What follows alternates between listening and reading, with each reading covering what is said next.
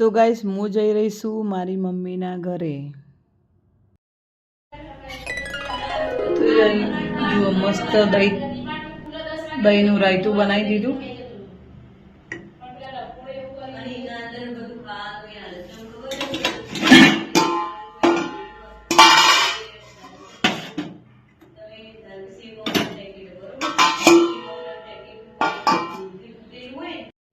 ભાખરીનો લોટ બધી અને મૂક્યો હો સેટ થવા માટે. લોટ સેટ થાય એટલે ગરમ ગરમ ભાખરી બનાવી દઈએ અને પછી જવું હો મમ્મીના ઘરે.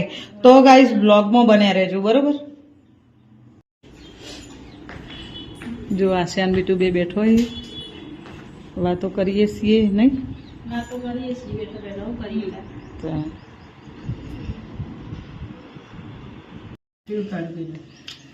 મસ્ત જો મસ્ત મસ્ત લાલ લાલ ભાખરીઓ બનાવી અને દહીં તીખારી નહીં મજા આવી જાય ને. દહીં તીખારી કોક દહીંનું રાયતું કો બસ બસ એટલું જ બહુ નાનું મજા આવી જશે ખાવાની. કાઠિયાવાડી જમવાનું બનાવ્યું આજે તો નહીં બેટો? મજા આવી ને? મસ્ત.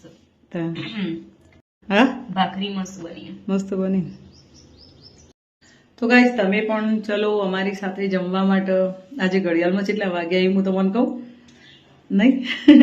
કેટલા વાગે જમવા બેઠો આપણે? અમન પણ 1:30 વાગ્યા હશે.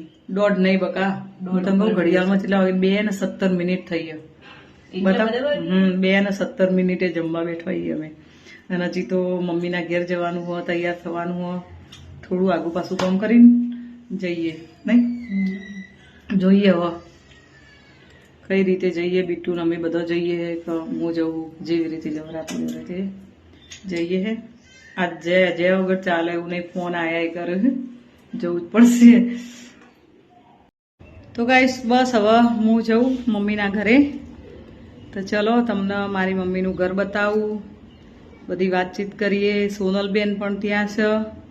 ફોન આવ્યો તો હમણાં સોનલબેનનો કે હું ત્યાં જ છું, તે તું આય તો મળી આવીએ બધાને. ચલો મારા હંગાત. એક વાત બતાવું કે હું આ દુપટ્ટો કેમ આ રીતે કોને બોધીને જવું હું તમને કહી દઉં. હર કોઈ લેડીઝ હોય ને, છોડીઓ હોય, કોલેજમાં કોલેજ કરતી હોય કે ચાહે ગમે તે હોય, આ વાત મારી મગજમાં ઉતારવા લાયક હોય. આ દુપટ્ટો કોઈ શોખ માટે નહીં કે ખસ્સા માટે નહીં, આપણી પોતાની સેફટી માટે. લેડીઝની ગમે તે જગ્યાએ જો તમારે તમારું મોઢું કને બતાવવાનું હોય, આપણા ઘરના માણસને આપણે પોતાને જોવાનું હોય બરાબર. તો પછી દુનિયાને આપણો કોઈ મતલબ નહીં બરાબર. તો બસ આ રીતે મસ્ત આ દુપટ્ટો બાંધી દીધો. તમે રિક્ષામાં જો કે ચાહે ગમે તે આપણી પર્સનલ ગાડી હોય તો બરાબર હો, અત્યારે આપણે કોઈ જરૂર નહીં બરાબર. કોઈનાથી ઝઘડા થાય, આ થાય તે થાય, કોઈ પ્રોબ્લેમ નહીં. હું તો કહું મસ્ત આપણી પોતાની સેફટી. સરસ રૂપાળી આટલી મસ્ત સેફટી કરી. ચશ્મા પહેરવા હોય તો ચશ્મા પહેરી દેવાના, અને ના ચશ્મા પહેરવા હોય તો બસ આ રીતે તૈયાર થઈને નીકળી જવાનું. આપણા કોમથી મતલબ. કોઈના હમું જોવું હા તે કશું જ નહીં. કોઈને ખબર ના પડે તમારી શકલ જેવી હોય. આપણી શકલ જુઓ તો કોઈ ખરાબ દૃષ્ટિ કરે ને. નીકળવું હોય ને બહાર અત્યારે તો ખાસ કરીને લેડીઝને હું તો કહું પોતાની સેફટી પોતાના જોડે રાખવી બહુ જ જરૂરી હોય. મારી વાત મોનેમાં આવો તોય બરોબર, ના મોને આવો તોય બરોબર.